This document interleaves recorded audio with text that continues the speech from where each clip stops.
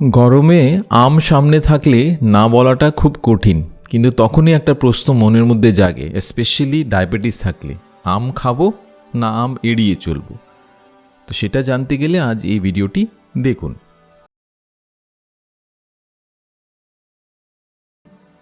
গরমের সঙ্গে সঙ্গে বাজারে প্রচুর আম উঠেছে, কিন্তু তখনই একজন ডাক্তার হিসেবে আমার কাছে অনেক প্রশ্ন থাকে পেশেন্টদের থেকে, কি ডাক্তারবাবু আমার তো সুগার আছে, আমি কি আম খেতে পারবো?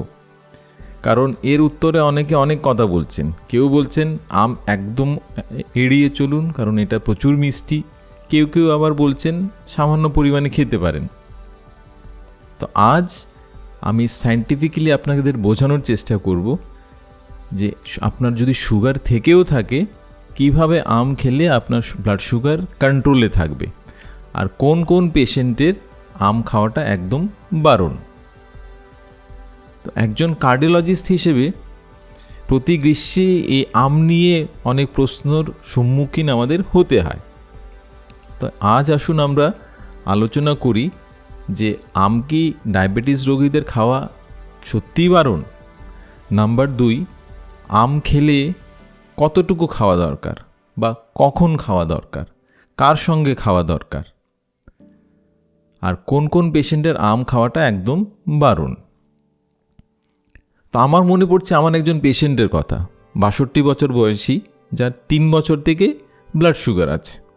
যবে থেকে উনার ব্লাড সুগার ধরা পড়লো উনি আম খাওয়া ছেড়েই দিয়েছেন। তো কিছুদিন আগেই উনি আমাদের ক্লিনিকে এসে বলছিলেন, কি ডাক্তারবাবু আমাদের বাড়িতে তো প্রচুর আম এসেছে, আমগুলো ভারী মিষ্টিও, এবারও কি আম খেতে পারবো না? তার উত্তরে যখন আমি বললাম যে আপনি আম কেন খাচ্ছেন না, কে আপনাকে বারণ করেছে, উনি বললেন যে আম তো ভারী মিষ্টি আর সেটা থেকেই তো আমার সুগার বাড়বে, তার জন্য আমি আম খাচ্ছি না। আর এখানেই হচ্ছে বড় ভুল। আমরা ভাবি কোনো জিনিস যদি টেস্ট মিষ্টি হয় তাহলে সেটা সুগার ততটুকুই বাড়াবে, কিন্তু নিউট্রিশন সায়েন্স বলছে কিন্তু একটু অন্য কথা। নিউট্রিশন সায়েন্স বলছে যে আমার কোন খাবারে সুগার কতটুকু বাড়বে সেটা সেই খাবার কতটুকু মিষ্টি সেটার উপর ততটুকু ডিপেন্ড করে না, এটা ডিপেন্ড করছে সেই খাবারের গ্লাইসেমিক ইন্ডেক্স কত। তো আসুন আমরা বোঝার চেষ্টা করি গ্লাইসেমিক ইন্ডেক্স জিনিসটা কি সায়েন্টিফিক্যালি। তো গ্লাইসেমিক ইন্ডেক্স হচ্ছে একটা সূচক যেটা একটা নির্দিষ্ট নাম্বার থাকে। গ্লাইসেমিক ইন্ডেক্স 0 থেকে 100 পর্যন্ত হয়। যে খাবারের গ্লাইসেমিক ইন্ডেক্স যত বেশি সেই খাবার তত বেশি সুগার রেইজ করবে, আর যে খাবারের গ্লাইসেমিক ইন্ডেক্স কম সেই খাবার ততটুকু ব্লাড সুগার রেইজ করবে না। তো তার জন্য আপনার যদি ডায়াবেটিস থাকে বা আপনার যদি প্রি ডায়াবেটিসও থাকে বা আপনার যদি ট্রাইগ্লিসারাইড বেশি থাকে বা হার্টের সমস্যা যদি থাকে, আপনার লো গ্লাইসেমিক ইন্ডেক্স ফুড নেওয়াটা দরকার। তো আমরা দৈনন্দিন জীবনে যে খাবার দাবার ব্যবহার করছি সেগুলোর গ্লাইসেমিক ইন্ডেক্স কত সেটা জানেন কি? যেমন ভাত, রুটি, পুরি, পরোটা, পাউরুটি। তার আগে এটা আপনার জানা দরকার হাই গ্লাইসেমিক ইন্ডেক্স কোনটা, মিডিয়াম গ্লাইসেমিক ইন্ডেক্স কোনটা, আর লো গ্লাইসেমিক ইন্ডেক্স কোনটা। 55 নিচে যদি হয় তাহলে সেটা পড়ছে লো গ্লাইসেমিক ইন্ডেক্স। 55 থেকে 69 মধ্যে যদি কোনো খাবারের গ্লাইসেমিক ইন্ডেক্স হয় সেটা হচ্ছে মাঝারি গ্লাইসেমিক ইন্ডেক্স। আর 70 বেশি কোনো খাবার দাবারে যদি গ্লাইসেমিক ইন্ডেক্স হয় সেটা হচ্ছে হাই গ্লাইসেমিক ইন্ডেক্স। তো হাই, মাঝারি আর লো। আমরা দৈনন্দিন জীবনে যেমন ভাত খাচ্ছি, রুটি খাচ্ছি, পুরি খাচ্ছি, পরোটা খাচ্ছি, ব্রেড খাচ্ছি বা চিড়ে মুড়ি খাচ্ছি, এগুলোর গ্লাইসেমিক ইন্ডেক্স কত জানেন কি? তার মধ্যে এই সবগুলোর খাবার দাবারের গ্লাইসেমিক ইন্ডেক্স কিন্তু 70 বেশি। কোনো আবার কিছু কিছু যেগুলো আমি ডিসকাস করলাম সেটার গ্লাইসেমিক্স ইভেন 80 বেশি। তার মানে এই খাবার দাবারগুলো যেগুলো আমরা ডেইলি দৈনন্দিন জীবনে খাচ্ছি, সকাল বিকেল রাত্রিবেলা খাচ্ছি, সবগুলোর গ্লাইসেমিক ইন্ডেক্স কিন্তু হাই গ্লাইসেমিক ইন্ডেক্স ফুড। সেই হিসেবে আমের গ্লাইসেমিক ইন্ডেক্স কত জানেন কি? সেটা কিন্তু আমি বলছি না, সায়েন্টিফিক রিসার্চ বলছে। সায়েন্টিফিক রিসার্চ বলছে আমের গ্লাইসেমিক ইন্ডেক্স হচ্ছে 51 থেকে 60 মধ্যে। তার মানে আম, পাকা আম কিন্তু low to moderate glycemic index ক্যাটাগরিতে পড়ছে। ইনফ্যাক্ট আপনার ভাত থেকেও সেটার গ্লাইসেমিক ইন্ডেক্স কম। ইনফ্যাক্ট আমাদের দেশে একটা স্টাডি হয়েছিল, ডক্টর অনুপ মিশ্রা বলে একজন ডায়াবেটিসের ডক্টর আছেন, উনি স্টাডি করেছিলেন, যেটাতে দেখা গেছে উনি তুলনা করেছিলেন দুটো পাউরুটি হোয়াইট ব্রেড এর সঙ্গে একটা ছোট আম, এটা মাঝারি সাইজের 200 গ্রামের মতো আম, আর সেই দুটোর মধ্যে কী ডিফারেন্স দেখা গেছে। সাদা পাউরুটি বা হোয়াইট ব্রেডে যত সুগার রেইজ করে তার তুলনায় কিন্তু একটা ছোট আম কম ব্লাড সুগার রেইজ করছে। সেই স্টাডিতে উনি দেখেছিলেন শর্ট টার্মে আম খাওয়ার পর সুগার কতটুকু রেইজ হচ্ছে, আর লং টার্মেও অ্যাভারেজ সুগার যেটা আমরাকে বলি HbA1c সেটা কত রেইজ হচ্ছে, বা ওজন আমাদের কোনো চেঞ্জ হচ্ছে কিনা, বা আমাদের কোলেস্ট্রলের কোনো চেঞ্জ হয়েছে কিনা। সেই স্টাডিতে দেখা গেছে যে আমের সঙ্গে যখন পাউরুটির তুলনা করা হয়েছে, শর্ট টার্ম আর লং টার্ম দুটো ক্ষেত্রেই কিন্তু সুগার ততটুকু বাড়ে না আম খেলে যতটুকু বাড়ে সাদা পাউরুটি খেলে। এটা হয়তো বা শুনতে একটু কেমন লাগবে, কিন্তু যেটা আমরা অলরেডি আলোচনা করলাম, হোয়াইট ব্রেড বা সাদা পাউরুটি বা ভাত বা রুটি বা মুড়ি বা চিড়ে এগুলোর গ্লাইসেমিক ইন্ডেক্স কিন্তু আম থেকেও বেশি। তো তাহলে আমের মধ্যে সমস্যাটা কি? আমের মধ্যে সমস্যাটা শুধু আমে না, আমের সমস্যাটা হচ্ছে পরিমাণে। একটা ছোট আম আর 3টে বড় বড় আমের মধ্যে কিন্তু ডিফারেন্স আছে। তো আম আপনি খেতে পারেন, কিন্তু আপনাকে পরিমাণটা কন্ট্রোল করতে হবে। কারণ আম যদিও মডারেট গ্লাইসেমিক ইন্ডেক্স ফুড, আমে কিছু কিছু ভালো উপাদান আছে। আমে আছে ফাইবার, আর সেই ফাইবার আমাদের ব্লাড সুগারকে রেইজ হতে দেয় না। একটা স্পঞ্জে জল দিলে যেমন স্পঞ্জ জল শুষে নেয়, তেমনই আমের মধ্যে যে ফাইবার আছে সেই ফাইবার আমাদের ব্লাড সুগার ততটুকু রেইজ করতে দেয় না।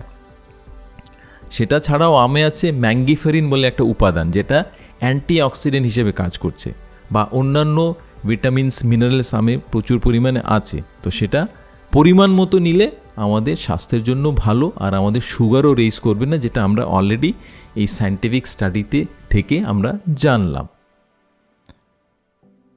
তো তার জন্য আসুন আজ আমরা জেনে নিই কীভাবে আম খেলে আপনার সুগার রেইজ করবে না, যদি আপনার ডায়াবেটিস বা প্রি ডায়াবেটিস থেকেও থাকে। তার মধ্যে প্রথম হচ্ছে আপনার কোয়ান্টিটি। আপনি কত কোয়ান্টিটিতে আম খাবেন। একটা ছোট্ট আম আপনি খেতে পারেন, ম্যাক্সিমাম রিসার্চ বলছে 70 to 100 গ্রামসের মধ্যে প্রতিদিন আপনি আম খেতে পারেন। কিন্তু বড় সাইজের 200, 250 বা তারও বেশি সাইজের আম আপনি খাবেন না। তো আপনার কোয়ান্টিটি নির্ধারণ করতে হবে। আর কোয়ান্টিটি নির্ধারণ করাটা যেমন ইম্পর্টেন্ট, তেমনই ইম্পর্টেন্ট হচ্ছে আপনি কখন খাবেন। সকালে খালি পেটে আম খাবেন না, বা রাত্রিবেলার ডেজার্ট হিসেবেও আম খাবেন না। সবথেকে বেস্ট সময় কি জানেন আম খাওয়ার? সবথেকে বেস্ট সময় হচ্ছে দুপুরবেলা। আপনি লাঞ্চের পর সামান্য আম খেতে পারেন, বা আপনি স্ন্যাক্সেও কিছু খেতে পারেন, সন্ধ্যাবেলা স্ন্যাক্সেও কিছু আম নিতে পারেন। কিন্তু এই আমটি কিন্তু আপনাকে পেয়ার করতে হবে, খালি আপনি আম খাবেন না। আম আপনি ভালো কোনো প্রোটিন বা ফ্যাটের সঙ্গে যদি মিশিয়ে খাচ্ছেন, আপনার ব্লাড সুগার ততটুকু রেইজ করবেন না।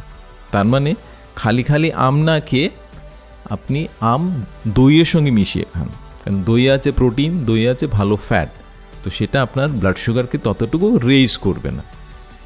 তেমনি আপনি আমের সঙ্গে আপনি কিছু বাদাম নিতে পারেন, আপনি নাটস নিতে পারেন। এই নাটস বা বাদামের সঙ্গে মিশিয়েও যদি আপনি খাচ্ছেন, বা স্যালাডের সঙ্গে যদি মিশিয়ে খাচ্ছেন, আপনার ব্লাড সুগার ততটুকু রেইজ করবে না। তো কোয়ান্টিটি যেমন ইম্পর্টেন্ট, তেমনি আপনি কখন খাবেন আম সেটাও ইম্পর্টেন্ট। আর আম যেদিনই আপনি খাবেন পরিমাণ অনুযায়ী তো আপনি খাবেনই, কিন্তু এটা আপনাকে মাথায় রাখতে হবে, আপনি এক থালা ভাত খেয়ে তারপর খাওয়ার সঙ্গে সঙ্গে আম খাবেন না, কারণ আমেও আছে কার্বোহাইড্রেট। তো আম যদি আপনাকে খেতে হয়, আপনি যদি আমের শৌখিন হচ্ছেন, আম যদি আপনার প্রিয় হয়, কারণ আম হচ্ছে কিং অফ অল ফ্রুটস, আম আপনার প্রিয় হতেই পারে, তো তো আম আপনি খান, কিন্তু যেদিন আম খাবেন সেদিন অন্যান্য কার্বোহাইড্রেট আপনাকে কমাতে হবে। ভাত সামান্য আপনাকে কমিয়ে খেতে হবে, রুটি আপনাকে সামান্য কমিয়ে খেতে হবে। তো খাওয়ার পর আপনি খান, কিন্তু ভাত রুটি কমিয়ে দিন, অন্যান্য কার্বোহাইড্রেটের পরিমাণ কমিয়ে দিন, আর সঙ্গে আপনি আম, দই বা প্রোটিন বা বিভিন্ন অন্য সোর্স অফ প্রোটিন, নাটস বা বাদামের সঙ্গে মিশিয়ে খেতে পারেন। তেমনই যদি আপনি স্ন্যাক্স হিসেবে খাচ্ছেন আম, অনেক ক্ষেত্রে আমরা চিড়ে বা মুড়ি তার সঙ্গে মিশিয়ে আম মিশিয়ে খাই। চিড়ে বা মুড়ি, যেটা আমি অলরেডি আলোচনা করলাম, সেটাতে প্রচুর পরিমাণে কার্বোহাইড্রেট আছে, এটার গ্লাইসেমিক ইন্ডেক্সও বেশি, তার মানে এগুলো আমাদের ব্লাড সুগার প্রচুর রেইজ করে। তো চিড়ে মুড়ির সঙ্গে আম না মিশিয়ে আপনি দইয়ের সঙ্গে মিশিয়ে খান বা নাটসের সঙ্গে মিশিয়ে খান।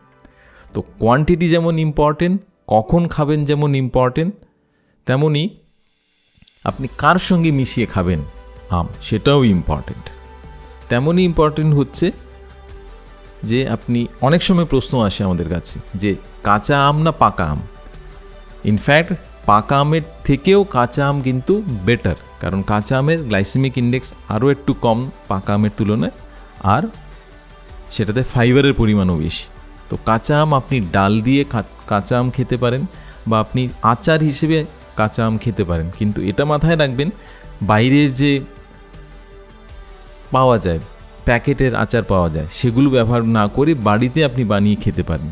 কারণ বাইরের যেগুলো পাওয়া যায় সেগুলোতে প্রচুর পরিমাণে সল্ট থাকে, আর এই সল্ট আপনার ব্লাড প্রেশার বাড়াতে পারে। তো আপনি আম নিশ্চয়ই খেতে পারেন, কিন্তু ফ্রেশ আম আপনি ব্যবহার করুন, এক্সেসিভলি পাকা আম ব্যবহার করবেন না। আম 100 গ্রামসের নিচে কেটে আপনি ব্যবহার করুন, কিন্তু আপনি আমের জুস বা ম্যাঙ্গো শেক বা ম্যাঙ্গো লস্যি এগুলো খাবেন না। কারণ আম ভালো, কিন্তু আম থেকে যখনই জুস করা হয়, আমের যে ফাইবার, আমের যে গুণাগুণ, যে ফাইবার আপনার ব্লাড সুগার ততটুকু রেইজ করাচ্ছে না, সেই ফাইবারে কিন্তু জুসে থাকে না, বা শেকে থাকে না, বা লস্যিতে থাকে না। তো একটা হোল আম আপনার সুগার ততটুকু রেইজ করবে না, স্পেশালি যদি আপনি পরিমাণ মতো খাচ্ছেন বা আমের সঙ্গে দই বা নাটস মিশিয়ে খাচ্ছেন। কিন্তু সেই আম থেকে যখন আপনি জুস বানিয়ে খাচ্ছেন বা শেক বানিয়ে খাচ্ছেন বা লস্যি খাচ্ছেন, সেটাতে যেহেতু কোনো ফাইবার নেই, আপনার ব্লাড সুগার কিন্তু প্রচুর রেইজ করবে। তো আস্ত আম খান, আমের জুস, লস্যি, শেক ওগুলো নেবেন না। বা অনেক সময় টিন আম পাওয়া যায়, বা আম ড্রাইড আম পাওয়া যায়, যেটাতে ইনফ্যাক্ট এক্সট্রা সুগারও থাকে, সেগুলো খাওয়া থেকে অ্যাভয়েড করুন। তো আমরা অলরেডি জেনে নিলাম কিভাবে আম আপনি খেতে পারেন, কিন্তু কোন পেশেন্টের আম অ্যাভয়েড করাটা দরকার। স্পেশালি আপনার যদি ব্লাড সুগার বেশি থাকে, আপনার ফাস্টিং সুগার যদি 200 বা তারও বেশি থাকে, রিসেন্টলি আপনি যদি ইনসুলিন ডোজ চেঞ্জ করেছেন, তো সুগার কন্ট্রোল না হওয়া পর্যন্ত আপনার কিন্তু আমের লোভ একটু সম্বরণ করতে হবে। আর 3 নম্বর গ্রুপের পেশেন্ট যাদের আম খাওয়া একটু অ্যাভয়েড করতে হবে, কিডনি পেশেন্টে, স্পেশালি যাদের পটাশিয়াম বেশি পরিমাণে আছে বা পটাশিয়াম বাড়ার একটা টেন্ডেন্সি আছে। কারণ আমে আছে বেশ ভালো রকমের পটাশিয়াম, যেমন কলাতে আছে পটাশিয়াম, ডাবের জলে আছে পটাশিয়াম, তেমনি আমেও আছে পটাশিয়াম। তো যাদের কিডনির সমস্যা আছে, যাদের পটাশিয়াম বাড়ার একটা টেন্ডেন্সি থাকে বা আছে, ওদের আমটা একটু অ্যাভয়েড করাটা ইম্পর্ট্যান্ট। আর 4th পেশেন্ট যাদের আম একটু অ্যাভয়েড করতে হবে, যাদের ট্রাইগ্লিসারাইড বেশি আছে। ট্রাইগ্লিসারাইড যদি 200 বা 300 বা তারও বেশি থাকে, আপনি আগে আপনার সুগার কন্ট্রোল করুন, ট্রাইগ্লিসারাইড কন্ট্রোল করুন, তারপর আপনি আম ব্যবহার করুন। তো আজ আমরা জেনে নিলাম যে ডায়াবেটিস থাকলেও বা প্রি ডায়াবেটিস থাকলেও আপনি আম খেতে পারবেন, কিন্তু আপনাকে পরিমাণ অনুযায়ী খেতে হবে। কোয়ান্টিটি খুব ইম্পর্টেন্ট, কখন আম খাবেন সেটাও ইম্পর্টেন্ট। সকালবেলা খালি পেটে খাবেন না, বা রাত্রিবেলা খাওয়ার পরও বেশি রাত্রিবেলা খাবেন না। দুপুরবেলা সবথেকে উত্তম সময়। তার সঙ্গে আম খালি না খেয়ে আমের সঙ্গে দই মিশিয়ে খান বা নাটস অ্যান্ড সিডস মিশিয়ে খান, যেটা আপনার ব্লাড সুগার ততটুকু রেইজ করবে না। আর কোন কোন পেশেন্টের আম খাওয়াটা বারণ সেটাও আমি জেনে নিলাম। তো আমার এখন মনে পড়ছে সেই পেশেন্টের কথা যিনি আম খাওয়া ছেড়েই দিয়েছিলেন। তো সেই পেশেন্টকে যখন আমি বললাম যে আপনি আম খেতে পারেন, যদিও আপনার সুগার আছে, কিন্তু আপনার সুগার তো কন্ট্রোলে আছে, আর যেহেতু আপনার বাড়িতেও আম আছে, আপনি বাড়ির আম খান, কিন্তু এই নিয়মগুলো মেনে আপনাকে খেতে হবে। পরিমাণ, কখন খাবেন, কার সঙ্গে খাবেন, এই নিয়মগুলো যদি আপনি মানছেন তাহলে আপনি আম খেতে পারেন। তো এই কথাগুলো বলার পর ওনার মুখের হাসিটাই কিন্তু সবথেকে বড় বেশি পাওনা ছিল। আর এই ভিডিও যদি আপনার ভালো লেগে থাকে, এই ভিডিও কাউকে আপনি শেয়ার করুন আপনার পরিবার বা বন্ধুদের মধ্যে যাদের ডায়াবেটিস আছে। আর আম যেহেতু মিষ্টি, সেই ভয়ে ওরা আম খাওয়া ছেড়েই দিয়েছে। হয়তো বা এই ভিডিও ওদের সাহায্য করতে পারে। আর আপনার যদি এই ভিডিও ভালো লেগে থাকে তাহলে আপনি আমাদের এই ভিডিও ফলো করুন, যেটাতে আমরা ডিসকাস করেছি যে ডায়াবেটিস থাকলে কোন কোন ফল আপনি খাবেন আর কোন কোন ফল আপনি এড়িয়ে চলবেন। আমি ডক্টর রারু, কার্ডিওলজিস্ট। আমাদের সঙ্গে থাকুন, সুস্থ থাকুন, ভালো থাকুন।